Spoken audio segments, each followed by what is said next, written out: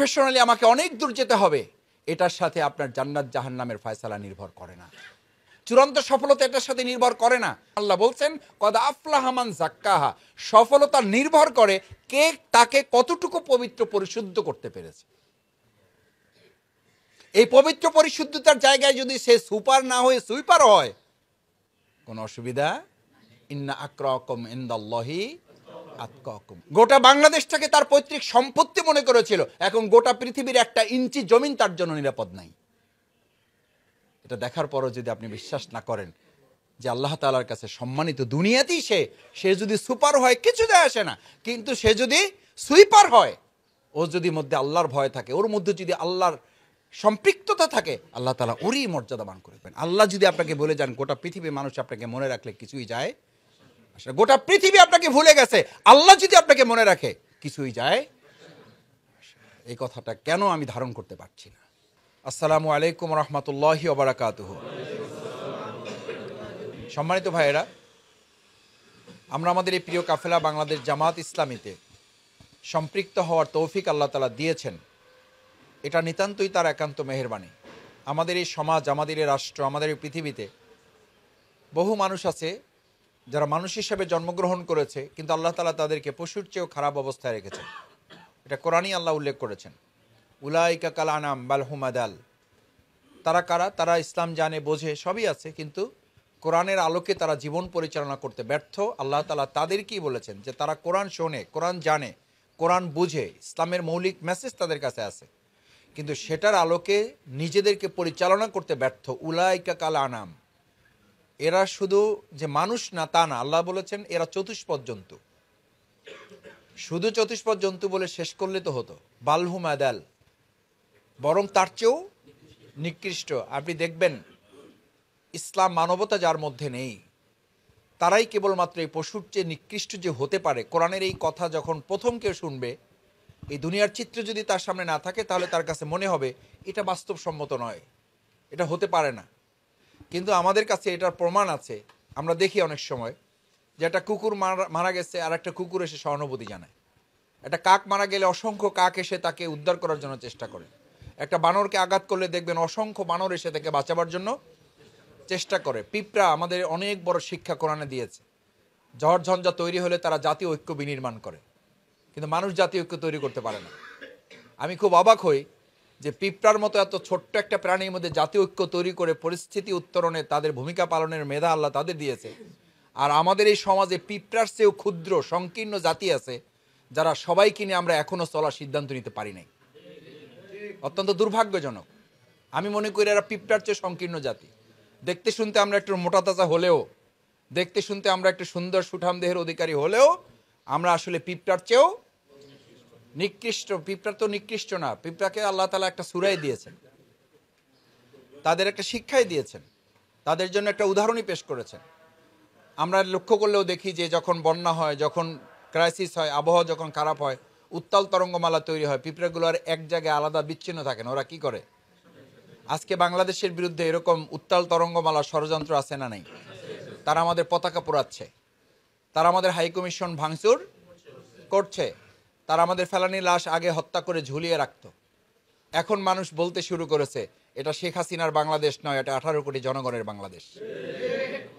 সুতরাং সেই যুগেও যদি আমরা সংকীর্ণতার জালে আবদ্ধ হই, অমুক সংগঠন আসতে পারবে, অমুক সংগঠন আসতে পারবে না, অমুক সংগঠনের সমন্বয়ক থাকতে পারবে, কিন্তু তাদের সাথে আমরা বসতে পারবো না, এই পিঁপড়ার সংকীর্ণ মন নিয়ে বাংলাদেশের শিক্ষা গ্রহণ করতে হবে যে পিঁপড়ারাও যদি এক হতে পারে, তাহলে মানুষ আমরা এক হতে না পারলে জাতি আগামী দিনে আমাদেরও বিচারের ব্যবস্থা করবে, আমাদেরকেও স্বৈরাচার এবং ফ্যাসিস্টের দোষর হিসেবে চিহ্নিত করবে। কারণ ওই ফ্যাসিস্ট এবং স্বৈরাচারের মূল লক্ষ্য ছিল এই জাতিকে বিভক্ত করার।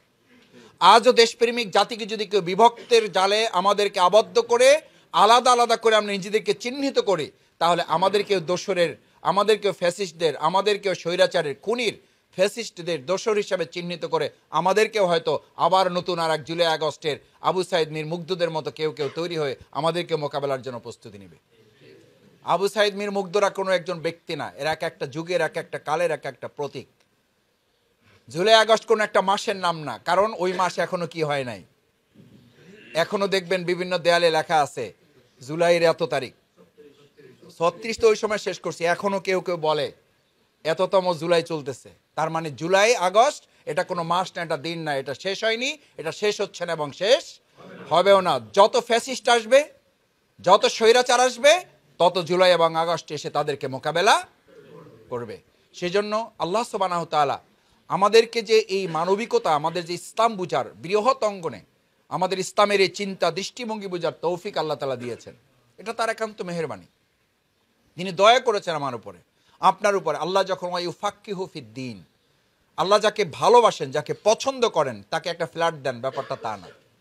আল্লাহ যাকে পছন্দ করেন তার একটা গাড়ি দেন, ব্যাপারটা তা না। আল্লাহ যাকে পছন্দ করেন তার একটা ডেজিগনেশন, স্ট্যাটাস, মর্যাদা দেন, তা না।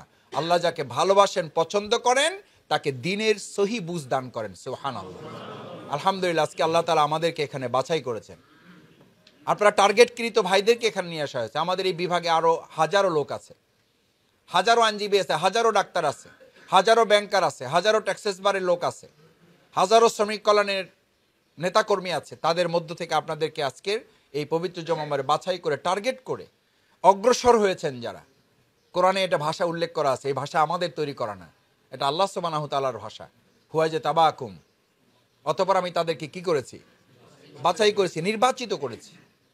আমি তাদেরকে অন্যদের থেকে একটু আলাদা করেছি। এই আলাদা যারা আপনারা হয়েছেন, আমি বিশ্বাস করি বাছাইয়ের কাজটা আমাদের শহীদ ভাই করে নাই। এই বাছাইয়ের কাজটা সোহেল রানা, মিঠু, আব্দুল সালাম ভাই, মাহবুব ভাই, আমাদের লুৎফর রহমান, আজাদ ভাইরা, শফিকুল ইসলাম মাসুদরা করে নাই। এই বাছাইটা মূলত হয়েছে কার থেকে? আল্লাহ থেকে। এই বাছাই যাদের হয়েছে তাদের মধ্যেও হয়তো কেউ কেউ আজকে বাদ পড়েছেন, কারণ ইসলামী আন্দোলনের নিয়মটাই হচ্ছে ওখানে যেমন বাছাই থাকে, ছাঁটাইও থাকে। আমাদের আল্লাহর কাছে সাহায্য চাইতে হবে। আল্লাহ মেহেরবানি করে আপনি আমাদেরকে বাছাই করেছেন, যেহেতু আমাদের মৃত্যু পর্যন্ত আর এখান থেকে ছাঁটাই যেন না হতে হয়, সেজন্য সাহায্য চাইতে হবে। এটার জন্য আলাদা একটা দোয়াই কোরআনে ঠিক করা আছে। প্রিয়নবী মুহাম্মদুর রাসূলুল্লাহ সাল্লাল্লাহু আলাইহি ওয়াসাল্লামের কি ছাঁটাইয়ের কোনো সম্ভাবনা ছিল? কিন্তু কেন তিনি এই দোয়াটা বারবার করতেন? এমন কোন মোনাজাত সাধারণত খুঁজে পাওয়া যায় না যে মোনাজাতে রাসূল করিম সাল্লাল্লাহু আলাইহি ওয়াসাল্লাম এই দোয়াটা ব্যবহার না করতেন। রব্বানা লা তুযিগ কুলুবানা বা'দা ইয হাদাইতানা। সাহাবা আজমাই কিরামগণ জানতে চাইতেন, ইয়া রাসূলুল্লাহ, আপনি দোয়া করেন, আমরা বিস্মিত হই, আমরা অবাক হই, আমাদের ভাবতে অবাক লাগে যে আপনাকেই দোয়া করতে হয় কেন? বা'দা ইয হাদাইতানা, আপনি কি ভয় করেন যে হেদায়েত পাওয়ার পর আপনি এখান থেকে বিচ্যুত হয়ে যাবেন? রাসূল করিম সাল্লাল্লাহু আলাইহি ওয়াসাল্লাম জবাব দিতেন, আমি এই জন্যই দোয়া করি না, আমি দোয়া করি যে হেদায়েত আল্লাহ আমাকে দিয়েছেন, ক্রমান্বয়ে হেদায়েত জন্য আল্লাহ আমাকে কি করতে থাকেন। আপনার আমার দায়িত্ব তো এখন কি, যেহেতু কর্মী হয়েছে, সুতরাং যা আছি আলহামদুলিল্লাহ, আমার মতো যা আছি বহু লোকের থেকে একবারে কি নাই। এই চিন্তাকে এই দোয়ার সাথে পরিপূরক, সম্পূরক নাকি সাংঘর্ষিক? শুধু সাংঘর্ষিক না, এটা আল্লাহর সাথে বিদ্রোহ করার শামিল। কারণ আল্লাহ তাআলা শিখাচ্ছেন তোমাকে এই কথা বলা যে হেদায়েত তুমি পেয়েছো, তোমার চেষ্টা কর এখন দোয়ার মাধ্যমে এটার দিকে, শুধু সামনের দিকে অগ্রসর হও। যখন থেকে কেউ ভাবে যে আলহামদুলিল্লাহ যা হেদায়েত পাওয়ার পাইছে আর দরকার নেই, ওখান থেকে কি শুরু? গোমরাহি শুরু, ওখান থেকে তার ধ্বংস শুরু। আমি প্রথমে আপনাকে অনুরোধ করতে চাই, যারা এই আন্দোলনে শামিল হয়েছেন, আমি থেকে শুরু করে প্রত্যেকেরই চেষ্টা থাকতে হবে যতদূর উপরে যাওয়া যায়, যতদূর সামনে যাওয়া যায়, যতদূর নিজেকে পবিত্র পরিচ্ছন্ন করা যায়, এটার নামই হচ্ছে রব্বানা লা তুযিগ কুলুবানা বা'দা ইয হাদাইতানা। আল্লাহ, আমার অন্তরটাকে আপনি আর বক্রতার দিকে নিয়েন না, আর জটিলতার দিকে নিয়েন না, আর কুটিলতা আর সংকীর্ণতার দিকে নিয়েন না, আর অপবিত্র অপরিচ্ছন্নতার দিকে আপনি নিন না, কালিমায় আমাকে আর যুক্ত করেন না, আর আমার ৫ ওয়াক্ত নামাজ জামাতে কাজার দিকে ধাবিত করেন না, আর আমাকে ফজর নামাজ থেকে আমাকে গাফিল করেন না, আমাকে তেলাওয়াত থেকে আল্লাহ আপনি আমাকে গাফিল করেন না। হেদায়েত বলতে আমি আপনি এইটুকু তো বুঝার তৌফিক আমার থাকা উচিত। আপনার ব্যক্তিগত রিপোর্টের জিন্দিগিটা তো সেই জিন্দিগি যেটা হেদায়েত ক্রমান্বয়ে আপনাকে সামনের দিকে নিয়ে যাওয়ার জন্য প্রতিযোগিতায় লিপ্ত করে। এই ব্যক্তিগত রিপোর্ট শুধু জামাতের একটা ফর্মুলা না, এটা হেদায়েতের উচ্চ শিখরে নিজেকে উন্নীত করার একটা মাধ্যম, এটা নিজেকে পবিত্র পরিচ্ছন্ন করার একটা মাধ্যম মাত্র। এটা মহাগ্রন্থ আল কোরআনের একটা নির্দেশনার সামান্য একটা উদাহরণ মাত্র। আল্লাহ কোরআনে পরিষ্কার ঘোষণা করেছেন, ওয়ায়াকুলুনা ওয়াইলাতানা মা লিহাযাল কিতাব। এই বই সম্পর্কে আপনাকে আজকে আমি জিজ্ঞেস করছি, কাল কিয়ামতের দিন কে জিজ্ঞেস করবে? আল্লাহ জিজ্ঞেস করবে। ওয়া ইন্না আলাইকুম লাহাফিজিন কিরামান কাতিবিন ইয়ালামুনা মা তাফআলুন। আপনি যা করছেন সব লেখা হচ্ছে, আপনার সব কিছু সংরক্ষিত হচ্ছে। আপনি জিজ্ঞেস করছেন কে করছে এটা, আল্লাহ এটার জবাবও দিচ্ছেন।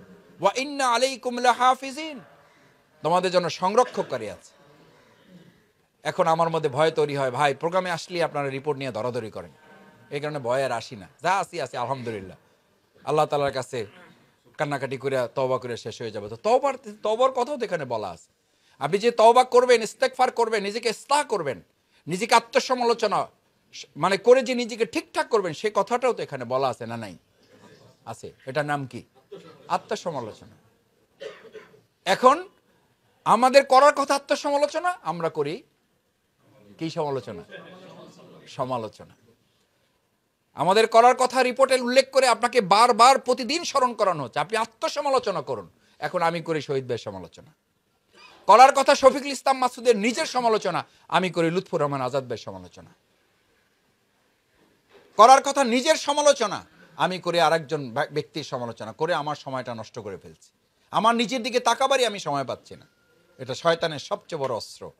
শয়তানের বড় হাতিয়ার হচ্ছে সে আমার ত্রুটিটাকে না দেখে অন্যের ত্রুটিকে দেখে নিজের মধ্যে একটা আত্মতৃপ্তি তৈরি করে দেয়। আরে যা আছো একেবারে খারাপ না, এইরকমই বা কয়জন আছে? এই নফসের নামই হচ্ছে নফসে আম্মারা, এই নফসের নামই হচ্ছে নফসে লাওয়ামা। এই নফস দুটো থেকে মুক্ত হয়ে আপনার আত্মসমর্পণ করে আপনি এমন একটা জায়গায় পৌঁছবেন যে নফসের নাম কোরআন দিয়েছে নফসে মুতমাইন।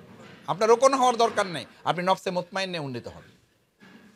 একজন ভাইয়েরও রোকন হতে হবে না। আমি ছাত্র শিবিরে থাকতে বলতাম সাথী হতে হবে না, আপনার সদস্য হতে হবে না। আপনি শুধু আপনার নফসের পরিবর্তনের জন্য সিদ্ধান্ত নেন। আপনি আপনার নফসটাকে পরিবর্তন করেন, কারণ নফসের পরিবর্তন করা আপনার ব্যক্তির কোনো চিন্তার ব্যাপার না, এটা আল্লাহরও ফয়সালা। আর এর ভিত্তিতে জান্নাত জাহান্নামেরও ফয়সালা হবে। কারণ অন্য নফসগুলোর ব্যাপারে আল্লাহ তাআলা একইভাবে কোরআনে উল্লেখ করেছেন। নফসে আম্মারার ব্যাপারে সূরা ইউসুফের 53 নম্বর আয়াতে উল্লেখ করা আছে, ইয়া আইয়াতুহান নাফসুল মুতমাইন্না, এটা সূরা ফজরে। আর নফসে আম্মারার ব্যাপারে সূরা ইউসুফের 53 নম্বর আয়াতে আল্লাহ তাআলা বলছেন যে এটা সেই নফস, ইন্নান নাফসা লাআম্মারাতুন বিসসু, এই নফস সব সময় খারাপের দিকে ধাবিত করে। এই নফস সরকার পরিবর্তন হইলে ব্যক্তির পরিবর্তন হয়, কিন্তু সাদাবাজের পরিবর্তন হয় না। এটা এই নফসের নাম। নফস পরিবর্তন না হইলে সরকার পরিবর্তন হয়ে খুব একটা লাভ হবে না। নফসের জায়গায় যদি থাকে তাহলে শুধু ব্যানার পরিবর্তন হবে, সাদাবাজির জায়গায় ঠিকই থাকবে। নফসের পরিবর্তন না হলে সরকার পরিবর্তন হবে, দখলদারিত্বের পরিবর্তন হবে না। নফসের পরিবর্তন না হলে লোভ, লালসা, হত্যা, খুন, ধর্ষণ এগুলোর পরিবর্তন হবে না। এগুলোর পরিবর্তনের জন্য সরকার পরিবর্তন যতটা না জরুরি, তার চেয়ে এই নফসের পরিবর্তনটা তার চেয়েও বেশি জরুরি। সরকার পরিবর্তনের উপরে জান্নাত জাহান্নাম নির্ভর করে না, কিন্তু আপনার নফসের পরিবর্তনের উপরে জান্নাত জাহান্নাম নির্ভর করে। সরকারের উপরে জান্নাত জাহান্নামের ফয়সালা হবে না, জান্নাত জাহান্নামের ফয়সালা হবে কিসের উপরে? নফসের উপরে। সুতরাং আপনাকে সিদ্ধান্ত নিতে হবে, সরকার পরিবর্তনটা আপনার জীবনের জন্য গুরুত্বপূর্ণ নাকি আপনার পরিবর্তনটা গুরুত্বপূর্ণ। কিন্তু আমরা আত্মহালুদিত, আনন্দিত হই, আমরা বিজয় উৎসব পালন করি 2024-এর জুলাই আগস্টে সরকার পরিবর্তন হয়েছে, আলহামদুলিল্লাহ, শুকরিয়া। কিন্তু আপনার পরিবর্তন হয়েছে কিনা? আপনি আম্মারা থেকে লাওয়ামায় পৌঁছতে পেরেছেন কিনা? লাওয়ামা থেকে আপনি নফসে মুতমাইন্নায় যেতে পেরেছেন কিনা? যদি না পারেন, যদি আমি না পারি, যদি এই পরিবর্তন আমার মধ্যে সাধিত না হয়, সরকারের পর সরকার পরিবর্তন হবে, আমার মুক্তি মিলবে না, আমার জান্নাতের গ্যারান্টি আমাকে কেউ দিতে পারবে না। শুধু তাই নয়, দুনিয়ারও মুক্তি আপনার আমার মিলবে না। এরকম সরকার পরিবর্তনের সাথে আমাদের নফসের পরিবর্তন সম্পৃক্ত। বরং আল্লাহ সুবহানাহু ওয়া তাআলা সরকার পরিবর্তন বলেছেন দ্বিতীয় ধাপে, প্রথম ধাপে বলেছেন কার পরিবর্তন? নফসের পরিবর্তন। সূরা রাদের 11 নম্বর আয়াতে আল্লাহ তাআলা পরিষ্কার করেছেন, নিশ্চিত করেছেন, ইন্নাল্লাহা লা ইউগাইয়িরু মা বিকওমিন, জাতির পরিবর্তন করো, কিন্তু তার আগে পরিবর্তনটা হাত্তা ইউগাইয়িরু মা বিআনফুসিহিম, তার আগে কার পরিবর্তন? আমরা সরকার পরিবর্তন নিয়ে যতটা না অস্থির, তার চেয়ে অনেক বেশি আমরা শিথিলতা দেখাই কার পরিবর্তন? নিজের পরিবর্তন। আমি আপনাদের কাছে প্রথম আহ্বান করতে চাই, আমরা সরকারেরও পরিবর্তন করব, আমরা আমাদের নফসেরও পরিবর্তন করব, কারণ সরকার পতনের অর্থবহতা নির্ভর করে ব্যক্তির পরিবর্তনের উপরে। এই টার্গেট যদি বাস্তবায়ন করা যায়, তাহলেই আপনার রুকুনিয়াত অর্জন হবে, আপনি নিজেকে আল্লাহমুখী করে জান্নাত উপযোগী একটা জীবন আপনি তৈরি করতে পারবেন। সেজন্য নফসে আম্মারা থেকে মুক্তি পাওয়ার পর নফসে লাওয়ামার ব্যাপারে কোরআনে বলা আছে সূরা কিয়ামার 1 থেকে 2 নম্বর আয়াত, একদম প্রথম দিকে পরিষ্কার আল্লাহ তাআলা বলছেন লা উকসিমু বিয়াউমিল কিয়ামা। তাফসীরকারগণ কেউ কেউ বলেন যে কিয়ামত যেমন ভয়াবহ, নফসে লাওয়ামাটাও ওরকম ভয়াবহ। সেজন্য আল্লাহ তাআলা নফসে লাওয়ামার কসম খেয়েছেন, কিয়ামতের কসম খেয়েছেন। নফসে লাওয়ামার কসম, নফসের সেই কিয়ামতের ভয়াবহ দিবসের কসম যে নফস কিয়ামতের ভয়াবহতার চেয়েও আপনার জন্য দুঃসংবাদ বয়ে নিয়ে আসবে। ইন্নান নাফসা লাআম্মারাতুন বিসসু ইল্লা মা রাহিমা রাব্বি, ওটা হলো নফসে আম্মারার ব্যাপারে। আর নফসে লাওয়ামার ব্যাপারে বলা হয়েছে লা উকসিমু বিয়াউমিল কিয়ামা, আমি কিয়ামতের কসম খাচ্ছি এবং সাথে কসম খাচ্ছি ওয়ালা উকসিমু বিন নাফসিল লাওয়ামা। তার মানে দুটাকে পরস্পর পাশাপাশি রেখে বোঝানো হয়েছে নফসের লাওয়ামা যেরকম ভয়াবহ, কিয়ামতও ওরকম ভয়াবহ। এখন আপনি যদি সিদ্ধান্ত নেন যে আমি নফসে আম্মারা যেটা আমাকে সবসময় খারাপের দিকে ধাবিত করে, কোনো অসুবিধা নেই, আমি খারাপের সাথে থাকবো, সেই সিদ্ধান্ত যদি আমার থাকে তো আমার কোনো আলোচনা নেই, আমার কোনো বক্তব্য নেই। আপনার যদি ভয়াবহতার এই কিয়ামতের ভয়াবহতা আর নফসে লাওয়ামার ভয়াবহতা নিয়ে আপনি একসাথে চলতে চান, আমার কোনো আপত্তি নেই। কিন্তু আমি বিশ্বাস করি এখানে একজনও এই চিন্তা লালন করেন না, বরং এখান থেকে আমরা মুক্তি চাই বলে আমরা আজকের এই প্রোগ্রামে হাজির হয়েছি। আমি আপনাদের কাছে আশা করি তৃতীয় যে নফসের কথা আহ্বান আল্লাহ তাআলা জানিয়েছে, দেখেন এখানে কিন্তু ইয়া আইয়াতুহান নাফসুল লাওয়ামা বলা হয় না, ইয়া আইয়াতুহান নাফসু আম্মারা বলা হয় না। সন্তানকে যখন কেউ ডাকে, দুষ্ট হইলে ওরা ডাকে এই এদিকে আয়, ওর নাম ডাকে না। আর যখন প্রিয় সন্তান হয় তখন তাকে ডাকে আমার কলিজার টুকরা, আমার প্রিয় সন্তান, আমার প্রিয় আদরের স্নেহের, এটা বলে ডাকে। আল্লাহ তাআলা দেখেন নফসে আম্মারার ব্যাপারে কোনো আহ্বান জানানো হয়নি, নফসে লাওয়ামার ব্যাপারে কোনো আহ্বান জানানো হয় নাই। কিন্তু যখনই নফসে মুতমাইন্নার কথা বলা হচ্ছে আল্লাহ তাআলা বলছেন ইয়া আইয়াতুহান নাফসুল মুতমাইন্না, হে প্রশান্ত আত্মা, হে পবিত্র আত্মা, হে পরিশুদ্ধ আত্মা, এবার তুমি আসো নফসে মুতমাইন্না, ইরজিই ইলা রাব্বিক। কার দিকে? না ফ্ল্যাটের দিকে, না প্লটের দিকে, না ডিআইজি আইজির দিকে, নাকি ডাক্তারির বড় পেশার দিকে, নাকি ব্যাংকের বড় প্রমোশনের দিকে?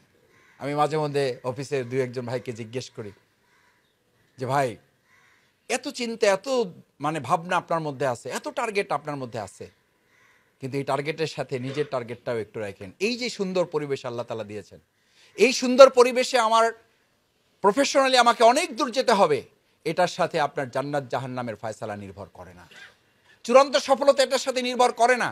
কারণ সূরা আল আলা এগুলো, আরো যে সূরা শামস, এগুলোতে আল্লাহ পরিষ্কার বলেছেন কদ আফলাহা মান যাক্কাহা। সফলতাটা ডাক্তারের উপর নির্ভর করে না, সফলতাটা আইন পেশায় আমি কতদূর উপরে যেতে পারছি এটার উপরে ডিপেন্ড করে না, বরং আল্লাহ বলছেন কদ আফলাহা মান যাক্কাহা, সফলতা নির্ভর করে কে তাকে কতটুকু পবিত্র পরিশুদ্ধ করতে পেরেছে। এই পবিত্র পরিশুদ্ধতার জায়গায় যদি সে সুপার না হয়ে সুইপার হয়, কোনো অসুবিধা। ইন্না আকরাকুম ইনদাল্লাহি আতকাকুম, আল্লাহর কাছে সম্মানিত সে যে বড় ডাক্তার, আল্লাহর কাছে সম্মানিত সে যে ডিইউজের সভাপতি, আল্লাহর কাছে সম্মানিত সে যে আইনজীবী অঙ্গনের সহসভাপতি। আল্লাহ তাআলা স্ট্যান্ডার্ডটা দিয়েছেন ইন্না আকরামাকুম, নিশ্চয়ই সে সম্মানিত ইনদাল্লাহি। আপনি কি মনে করেন যে শুধু জান্নাতে মরার পরে? না, এটা দুনিয়াতেও, এটা দুনিয়াতেও, এটা দেখার সুযোগ আল্লাহ তাআলা আমাদেরকে দিয়েছেন না দেন নাই? সব দখল করেছে সে, কিন্তু শেষ পর্যন্ত লুঙ্গি পরারও কপালে ভালো জোটে নাই। দুনিয়ার সমস্ত গাড়ির কোম্পানির মালিক সে হইতে পারত, শেষ পর্যন্ত একটা টলার ছাড়া তার কপালে কিছুই জোটে নাই। গোটা বাংলাদেশটাকে তার পৈতৃক সম্পত্তি মনে করেছিল, এখন গোটা পৃথিবীর 1 ইঞ্চি জমিন তার জন্য নিরাপদ নাই। এটা দেখার পরও যদি আপনি বিশ্বাস না করেন যে আল্লাহ তাআলার কাছে সম্মানিত দুনিয়াতেই সে যদি সুপার হয় কিছু যায় আসে না, কিন্তু সে যদি সুইপার হয়, ওর যদি মধ্যে আল্লাহর ভয় থাকে, ওর মধ্যে যদি আল্লাহর সম্পৃক্ততা থাকে, আল্লাহ তাআলা ওরই মর্যাদাবান করে দিতে পারেন। দিতে পারেন না? দিয়েছেন, দিয়েছেন। সুতরাং আপনার টার্গেট হতে হবে, আমার টার্গেট হবে কদ আফলাহা মান যাক্কাহা। আমি কত বড় ডাক্তার হলাম, কত বড় ব্যাংকার হলাম, কত বড় আইনজীবী হলাম, কত বড় ইঞ্জিনিয়ার হলাম, কত বড় শিক্ষাবিদ হলাম, কত বড় নেতা হলাম, এটার উপরে আমার মুক্তি নির্ভর করে না, সম্মান মর্যাদা দুনিয়াতেও নির্ভর করে না। সম্মান মর্যাদা নির্ভর করে আমি কতটুকু আমাকে পবিত্র পরিশুদ্ধ করতে পেরেছি। এটার সাথে শুধু রোকনিয়াতের টার্গেট না, টার্গেট হচ্ছে ইরজি ইলা রব্বিক, কার দিকে ফেরা? আল্লাহর দিকে ফেরা। আপনাকে আজকে সিদ্ধান্ত নিতে হবে আপনি চাকরি থেকে অব্যাহতি নেওয়ার জন্য না, আপনার চাকরি যেন আল্লাহর দিক থেকে ফেরাটাকে গাফিল করে না ফেলে। ওয়ালা তাকুনু কাল্লাযিনা নাসুল্লাহ, তোমাদের চাকরি যেন তোমার আল্লাহকে তো ভুলিয়ে না দেয়। তোমার পরিবার, আজকে বহু লোক হয়তো এমন আছে আসতে পারে নাই, কিসের কারণে? পরিবারের কারণে। কোথায় একটু ঘুরতে যেতে হবে, একটু বাজার করতে হবে, একটু বেড়াতে যেতে হবে, একটু পরিবারকে সময় দিতে হবে। কারণ পেশাজীবী অঙ্গনের তো এই অস্থিরতা আরো বেশি, যে ভাই শুক্রবার একটা প্রোগ্রাম দিলেই আপনাদের মধ্যে এক ধরনের রিপার্কেশন তৈরি হয়। এই যে জামাত দিবস, শুক্রবারকে আমাদের নামই দেওয়া হয়েছে কি দিবস? জামাত দিবস। এই যে 2 ঘন্টার কথা বলে ঢুকানো হবে, এরপর কয়টা যে ছাড়বে তার কোনো ঠিক নাই। এই চ্যালেঞ্জ মোকাবেলা করে যারা আসতে পেরেছেন আলহামদুলিল্লাহ, যারা আসতে পারেন নাই তাদের জন্য দোয়া করি আল্লাহ তাআলা ভবিষ্যতে যেন তাদেরকে এই বরকতের জায়গায় আসার তৌফিক দান করেন। নিশ্চয়ই তার হয়তো প্ল্যান ছিল, নিশ্চয়ই হয়তো টার্গেট ছিল, কিন্তু কোন এক জায়গায় তিনি আটকা পড়েছেন। আটকা পড়ার কথাই কোরআনে আল্লাহ উল্লেখ করেছেন, ওয়ালা তাকুনু কাল্লাযিনা নাসুল্লাহ। তোমার চাকরি, তোমার পেশা, তোমার ব্যবসা, তোমার ব্যাংকারগিরি, তোমার ইঞ্জিনিয়ারগিরি, তোমার সাংবাদিকগিরি যেন আল্লাহকে ভুলিয়ে না দেয়। ভুলিয়ে দেওয়া মানে কি? আপনি আল্লাহকে ভুলে থাকতে পারবেন? আল্লাহকে ভুললে তো আপনি অক্সিজেন থেকে মাহরুম হবেন। ভুলিয়ে দেওয়ার অর্থ হলো আল্লাহর নির্দেশ পালনে যেন দুনিয়াটা আপনার সামনে বাধা তৈরি না করে। ইয়া আইয়ুহাল্লাযীনা আমানু লা তুলহিকুম আমওয়ালুকুম ওয়ালা আওলাদুকুম আন যিকরিল্লাহ। লা তুলহিকুম, এই কথা বললে তো পরিবারের সাথে মারামারি লেগে যাবে, অথচ কোরআনে এই নির্দেশনা আছে না নাই?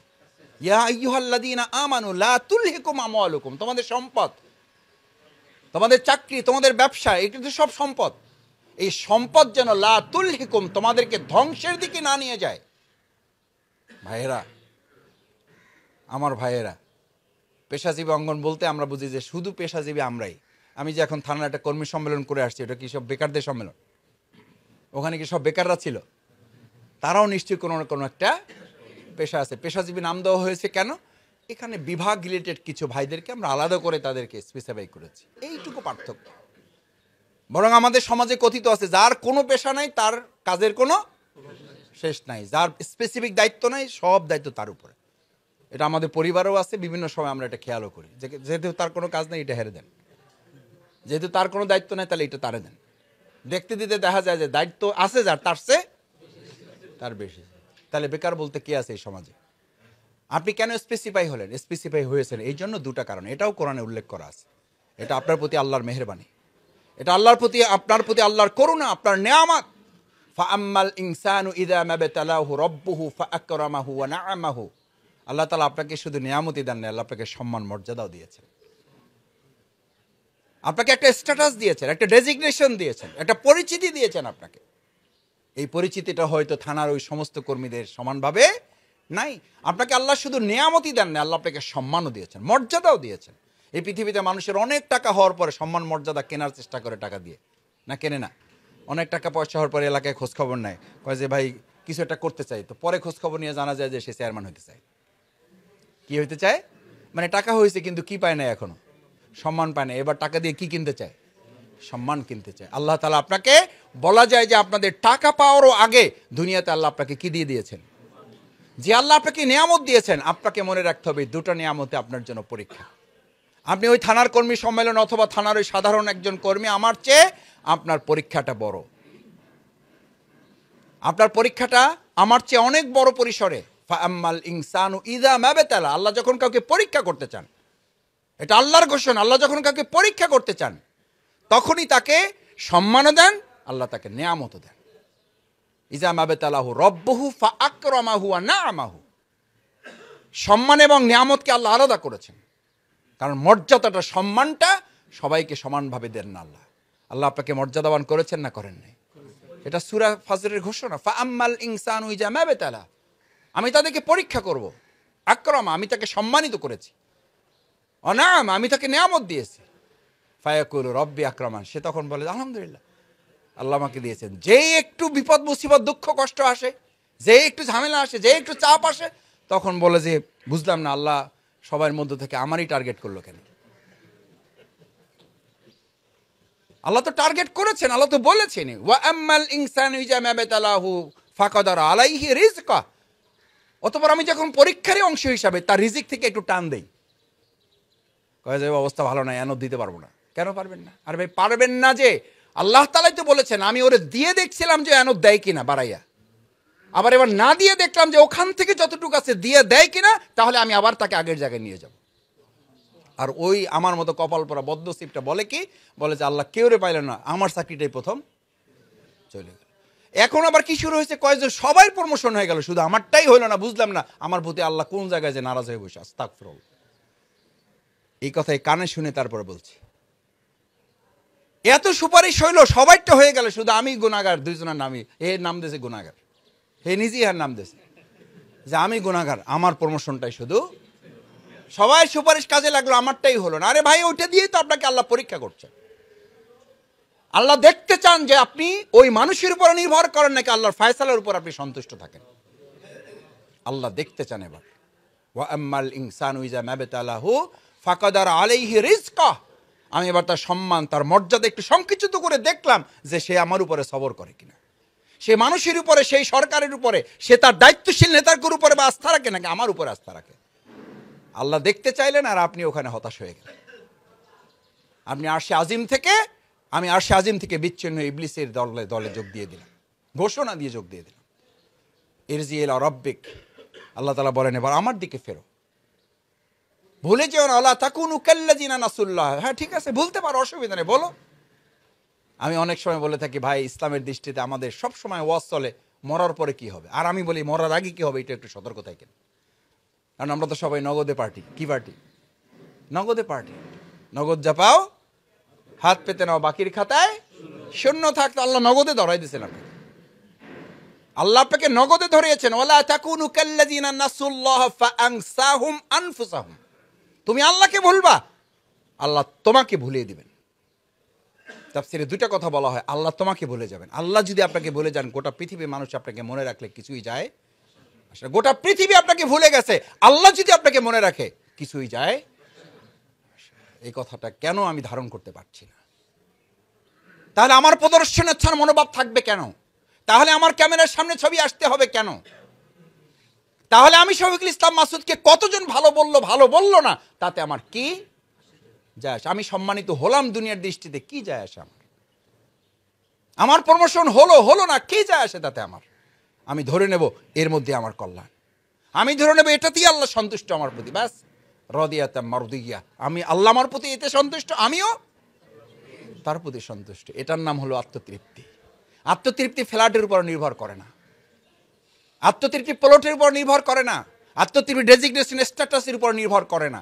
যদি নির্ভর করত তাহলে পৃথিবীতে অমুক অমুক রাষ্ট্র সুখের দিক থেকে আগায় থাকতো। এই সুখের তালিকায় বাংলাদেশ নাই, 186তম তালিকার পরে বাংলাদেশ। কেন? আমাদের সব আছে, শুধু প্রশান্তিটাই নাই।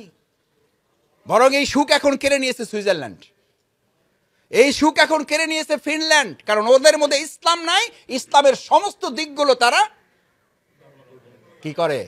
লালন করে। ওই জন্য এখন সুখের মালিক তারা। আমরা ইসলামের মালিক, আর সুখের মালিকানা তারা নিয়ে নিয়েছে। ফিনল্যান্ড নিয়ে নিয়েছে, সুইজারল্যান্ড নিয়ে নিয়েছে, থাইল্যান্ড নিয়ে নিয়েছে।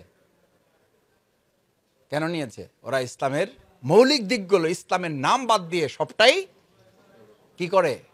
ফলো করে। আর আমরা ইসলামটা রেখেছি, পুরা ইসলামের সব বাদ দিয়ে আমরা নিজের মতো চলা শুরু করছি। আল্লাহ আমাদের সব দিয়েছেন, কিন্তু সুখটাই শুধু কেড়ে নিয়েছেন। আপনি ঢাকার শহরের সবচেয়ে হাইরেস বিল্ডিংগুলোতে অভিযান চালান, সুখের ঠিকানা না আযাবের ঠিকানা? ওকে একটা আযাবের হাইরেস বিল্ডিং। রাসূল করিম সাল্লাল্লাহু আলাইহি সাল্লাম এখন থেকে 1400 বছর আগে এই সমস্ত বিল্ডিংগুলো ইঙ্গিত করে বলেছেন সেই সময় হাইরেস বিল্ডিং হবে, আর সুখ প্রশান্তির দিক থেকে তাদের সবচেয়ে বড় ধ্বংস নেমে আসবে তাদের উপর। যত বড় হাইরেস বিল্ডিং তত অশান্তির ঠিকানা সেখানে নির্মিত হবে। রাসূল সাল্লাল্লাহু আলাইহি সাল্লামের সেই কথা ভবিষ্যৎবাণী ছিল, এখন সেটা ভবিষ্যৎ না বর্তমান? এখন সেটা বর্তমান।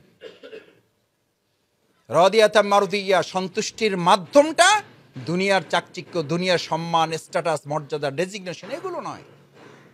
এটা যদি আপনি ধারণ করতে পারেন, তাহলে আপনার আত্মগঠন, মানোন্নয়নে আপনার কোনো চ্যালেঞ্জ হওয়ার কারণ নেই। আপনি ঠিক থাকতে পারবেন, আপনি নিজে এগিয়ে যেতে পারবেন। সেই জায়গাটা আমাদেরকে ধারণ করতে পারলেই কেবলমাত্র নফসের পরিবর্তনটা আমাদের পক্ষে সম্ভব। নফসে মুতমাইন্নার সেই আহ্বানটাই হচ্ছে রাদিয়াতাম মারদিয়া ফাদখুলি ফি ইবাদি। এবার ডাক্তারগিরি থেকে আল্লাহর গোলামগিরিতে আসো।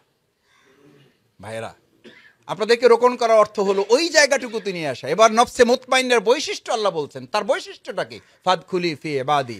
সে আগে সাংবাদিকগিরির পরিচয় দিবে না, সে আগে শ্রমিক নেতাগিরি পরিচয় দিবে না, সে মহানগরীর সেক্রেটারিগিরি পরিচয় দিয়ে আত্মতৃপ্তি লাভ করবে না। সে আত্মতৃপ্তি লাভ করবে আমি কার গোলাম? আল্লাহর। আল্লাহর গোলাম যে হবে সে তো টাকার গোলাম হবে না। কথা তো পরিষ্কার। আল্লাহর গোলাম যে হবে সে তো কোনো ডেজিগনেশন, স্ট্যাটাস, মর্যাদার গোলাম হবে না। আল্লাহর গোলাম যে হবে সে পার্শ্ববর্তী রাষ্ট্রেরও গোলাম হবে না। এই গোলাম যখন তৈরি হবে তখনই কেবল আমরা বলতে পারবো এই বাংলাদেশের পররাষ্ট্র নীতিতে আমাদের বাংলাদেশের বাইরে বন্ধু আছে কোনো প্রভু নেই। সেই লোক না তৈরি হয়ে শুধু স্লোগান দিয়ে আপনার লাভ হবে না। যারা আজকের এখান থেকে বৈশিষ্ট্য অর্জন করতে পেরেছে বলেই মতিউর রহমান নিজামীরা আল্লাহর গোলাম ছিলেন বলে তাদের পূর্বত্ব করে নাই, ফাঁসিতে ঝুলতে হয়েছে, তারপরও তারা আল্লাহর গোলামগিরিকে ঠিক রেখেছে। আবু সাইদ বীর মুগ্ধরা আল্লাহর গোলামগিরি করেছে বলেই এই সমস্ত বন্দুকের সামনে তারা বুলেটের গোলামগিরি হয় নাই, তারা আল্লাহর গোলাম হয়েছে। এটার নাম নফসে মুতমাইন্না, এটার নাম রুকুনিয়াত, এটার নাম বায়াত, এটার নিজের পরিবর্তন, যে আমি আর কোনো কিছুর কাছে আমাকে আবদ্ধ করব না। আমার স্ত্রী, সন্তান, পুত্র, পরিবার, এই বক্তৃতা যদি আমার ভাবি শোনে, এই বক্তৃতা যদি আমার চাচি শোনে, এই বক্তৃতা যদি আমার খালাম্মা শোনে, মহাগ্রন্থ আল কোরআন এটা পরিষ্কার লা তুলহিকুম আমওয়ালুকুম ওয়ালা আওলাদুকুম আন যিকরিল্লাহ। তোমার পুরো পরিবার পরিজন, সন্তান সন্ততি যেন আল্লাহর দ্বীনের কাজে তোমার বাধা তৈরি না করে। তার মানে আজকে গিয়ে ঝগড়া শুরু না। আল্লাহ তাআলা এটা জেনে বুঝিয়ে বলেছেন। আমিও যেন আমার স্ত্রীকে এটা না বলি, শুধু স্ত্রী আমাকে যে বলে তা না, আমিও তো আমার স্ত্রীকে বলি আমি সংগঠন করব, তুমি পরিবার চালাবা। বাপখানা এরকম, উনি জান্নাতে যাবে আর ভাবি হ্যাঁ ভাগ করে দিয়ে দিয়েছে, হে জান্নাতে হে জান্নাতে, সিদ্ধান্ত দিয়ে দিয়েছে, এটা ফায়সালা করে দেওয়া। এই ফায়সালার ইখতিয়ার শফিকুল ইসলাম মাসুদ রাখে না, এই ফায়সালার ইখতিয়ার শহীদুল ইসলাম রাখে না, এই ফায়সালার ইখতিয়ার লুৎফর রহমান আজাদ রাখে না।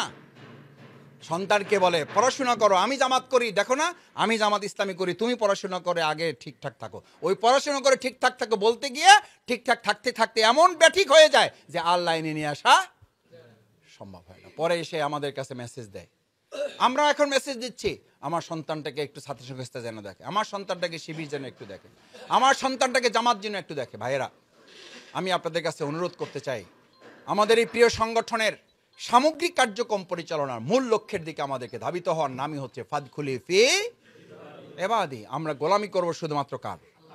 শুধু আল্লাহর গোলামি যে করে সে তো টাকার গোলাম হবে না, সে তো স্ত্রী, সন্তান, পুত্র, পরিবারের ভালোবাসার গোলামও হবে না, সে তো বাজারের গোলাম হবে না, যে আজকে আমার বাজার করা ছাড়া আমি আজকে কোথাও যাব না, তো বাজারের গোলাম।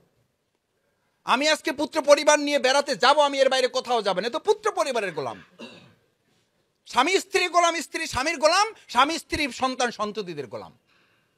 এই স্বামী স্ত্রী সন্তান সন্ততিদের গোলাম পরিবারে সব থাকে, শুধু শান্তি থাকে না। আমি চ্যালেঞ্জ করছি আপনাকে, আল্লাহ তাআলা কোরআনে সূরা ইনশিকাকে ঘোষণা করেন ওয়ায়ান কলিবু ইলা আহলিহি মাসরুরা। আমি এই সমস্ত পরিবারগুলোকে কাল কিয়ামতের দিনে একত্রিত করে জান্নাতি দিয়ে বলবো, তোমরা দুনিয়াতে শুক্রবার পবিত্র জুমাবারে এই যে একটু বিচ্ছিন্ন থেকেছে পরিবার থেকে, স্ত্রী ভালোবাসাকে কোরবানি করেছে, স্বামী স্ত্রী ভালোবাসাকে কোরবানি করেছে।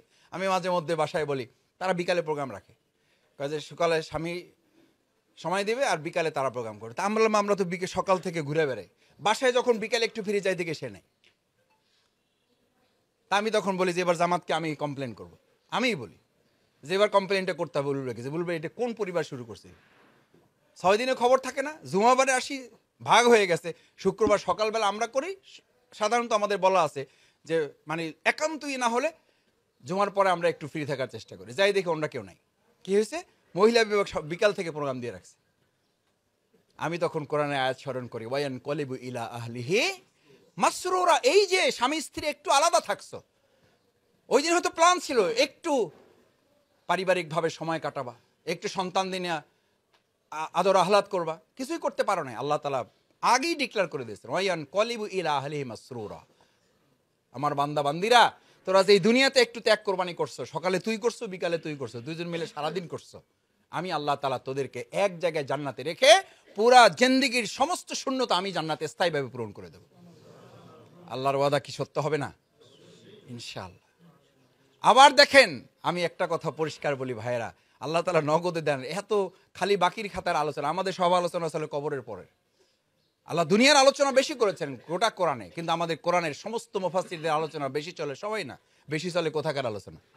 আমি অনেক সময় বলি যে বিনা হিসেবে জান্নাতের আলোচনা করেন, বিনা হিসেবে জাহান্নামের আলোচনা করেন। কয় মাসুদ ভাই তাহলে পরের ডেট আর পাওয়া যাবে না, ওই আয়োজক আর আমারে নিবে না, কারণ তারা শুধু বিনা হিসেবে কিসের আলোচনা শুনতে চায়? জান্নাতের আলোচনা, জাহান্নামের আলোচনা শুনতে চায় না। অথচ গোটা কোরআনে যেখানে জান্নাতের কথা আছে সেখানে জাহান্নামের কথা আছে। বরং আগে কার কথা? আগে জাহান্নামের কথা, আগে সতর্ক করা হয়েছে, তারপরে আল্লাহ তাআলা সুসংবাদ দিয়েছে। আল্লাহ তাআলা এখানেও একই কথা বলেছে, ওয়ান কলিবু ইলা আহলি মাসরুর। এই যে তোমরা একটু আলাদা হয়েছো, এই যে একটু রিপোর্ট পর্যালোচনা হবে, এই যে একটু সিদ্ধান্ত নিলা যে আমি এবার আগাই যাবো ইনশাল্লাহ, কোনো কিছুতে আমাকে কেউ থামাতে পারবে না। দেখি ইনশাল্লাহ পারবেন? ইনশাল্লাহ কোনো কিছু আমাদেরকে থামাইতে পারবে না। আমরা আমাদের এই নফসে মুতমাইন্নার সারিতে আমরা সবাই শামিল হব ইনশাল্লাহ।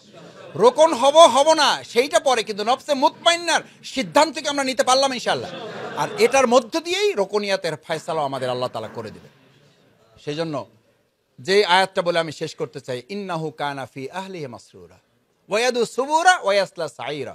পড়ে দেখবেন সূরা ইনশিকাক 6 থেকে 5 থেকে 13 নম্বর 14 নম্বর আয়াত পর্যন্ত। এরপর আল্লাহ তাআলা পাশে আয়াতে বলেন, এই আগে বললেন ওয়ান কলিবু ইলা আহলি মাসরুরা, এদের হিসাব সহজ করা হবে, এদেরকে আমি জান্নাতি দিয়ে দেব, একত্রিত করে দেব। আবার পাশে বলতেছেন যারা এই ঘর থেকে আজকে বের হইতে পারলো না, বাজার বাদ দিতে পারলো না, ডেজিগনেশন স্ট্যাটাস মর্যাদা সম্মানের দাসত্বে আটকে পড়ে থাকলো, ইন্নাহু কানা ফি আহলি মাসরুর, সে দুনিয়ার এই রঙ্গমঞ্চ নিয়ে ব্যস্ত হয়ে থাকলো, আমি ওর কপাল পুড়ে দেবো। ওয়ায়াদউ সুবুরা, এটা বদনসিব, এটা কপাল পোড়া। ওয়ায়াসলা সাইরা, একটা জাহান্নামের নাম মেনশন করে বলা হচ্ছে, ওই সাইর নামক জাহান্নামে কোনো হিসাব ছাড়া ওরে পাঠাই দেবো। অপরাধ কোনো কিছু না, গাঁজা খাইছে না, ও দর্শনও করে নাই, ওষুধও খায় নাই, ঘুষও খায় নাই, অপরাধ শুধু এইটুকু যে সে জান্নাতের স্বাদটা দুনিয়াতেই নিয়ে ফেলেছে। নাই? জিজ্ঞেস করলে কয় আলহামদুলিল্লাহ ভাই খুব ভালো আছে, কোনো অসুবিধা নেই, এই 15 বছরের কোনো ঝইঝামেলার মধ্যে আল্লাহ আমারে, আরে তোর তো কপাল পুড়ছে। ইন্নাহু কানা ফি আহলিহি মাসরুরা, এদেরকে আমি দুনিয়াতে আনন্দের মধ্যে রেখে দিয়েছি, দুনিয়াতে আনন্দের মধ্যে রেখে দিয়েছি, যার কারণে ওয়ায়াদু সুবুরা, এর কপাল পুড়ে দিয়েছি, এরা বদনসিব। ওয়ায়াসলা সাইরা, এদেরকে সাই নামক একটা জাহান্নামে আমি নিক্ষেপ করে দিয়েছি। ইমানদারদের সমস্যা কয় যে, আমাকে অনেকে বলে মাসুদ ভাই এত সমস্যা, এদের স্বাধীন, এখন তো নতুন ডায়লগ হয়েছে, আগেই আছে না নেই? এর আগেই ভালো ছিলাম, এটা কিয়ামতের দিন পরকালে বলবে, ওয়ায়াকুলুনা ওয়াইলাতানা মা লিহাযাল কিতাব, কি বই, এটা তো আগে আলোচনা হয়েছে, মহানগর অফিসেই তো আমাদেরকে বলা হয়েছিল, তো আমরা এক কান দিয়ে শুনছি আর এক কান দিয়ে বের করেছি, মাসুদ ভাই কামাল ভাইরা বলছে, এগুলো পরে দেখা যাবে, রিপোর্ট বই তো না রাখলে কি হবে, কাজ কামরা করে হলো। আমাদের অনেকে আবার কয় যে কাজটাই বড় কথা, ভাই রিপোর্ট নিয়ে এত টেনশন করেন কেন? আমি বললাম ভাই রিপোর্ট নিয়ে আমি টেনশন করতেছি না, রিপোর্টের টেনশন কে ধরাই দিছে? আল্লাহ ধরাই দিছে। ওয়ায়াকুলুনা ওয়াইলাতানা মা লিহাযাল কিতাব লা ইউগাদির সগীরাতান ওয়ালা কাবীরাতান ইল্লা আহসাহা, ছোটটাও বাদ পড়বে না, বড়টাও বাদ পড়বে না। আমরা তো কিছুই ধরি নাই, তাতেই অবস্থা। আর আল্লাহ বলছেন ছোটটাও বাদ পড়বে না, বড়টাও বাদ পড়বে না। বড়টা এবং ছোটটার বর্ণনা কিভাবে দেওয়া হয়েছে? ফামাইয়া আমাল মিসকালা যাররাতিন খায়রা ইয়ারা ওয়া মাইয়া আমাল মিসকালা যাররাতিন শাররা ইয়ারা। যাররার ব্যাখ্যা সবাই জানেন, একটা সর্ষে দানাকে লক্ষ ভাগ করলে যেটা হয়, ওইটাকে আবার লক্ষ ভাগ করলে যেটা হয়, তার নাম বিজ্ঞানে বলে যাররা, যেটা মাইক্রোস্কোপ দিয়েও কি করা যায় না, দেখা যায় না। পৃথিবীর মানুষ যেটাকে দেখতে পারে না, সেটার নাম বলা হয়েছে যারা, ওইটুকুর হিসাব হবে। আর আপনি আমাদের রিপোর্টের পর্যালোচনায় আপনার মাথা খারাপ হয়ে গেল, এটারই ভয় পাই আপনি ছেড়ে দিলেন, এটারে ভয় পাই আপনি বললেন কর্মী হয়েছি, তাতেই যে অবস্থা, এই কারণেই রোকন না হওয়ার সিদ্ধান্ত নিয়েছি। আপনি এখানে বেঁচে গেলেন, ওখানে কি করে বাঁচবেন? ওয়ালাম আদরি হিসাবিয়া, কিয়ামতের দিন সে বলবে, এরকম আফসোস করে চিৎকার করে বলবে, আহা আজকে যদি আমার কোনো রিপোর্টই না থাকতো। আজকে তো আপনি সেই কথাই তো বলেন, ভাই রিপোর্ট ছাড়া রোকন হওয়া যায় না। ওই দিন বলবে রিপোর্ট ছাড়া জান্নাতে যাওয়া যায় না, আর এখন আপনি বলতেছেন রিপোর্ট ছাড়া রোকন হওয়া যায় না। এখন কোন যে ভাই লোক তো খারাপ না, শুধু রিপোর্ট টানা নাই, কিয়ামতের দিনে তো সেই কথা বলবে, বল আমাদের হিসাব ইয়া, আমি সব চাই, শুধু কি চাই না, শুধু রিপোর্টটা চাই না, হিসাব যেন না হয়। আল্লাহ আমাদের হেফাজত করুন।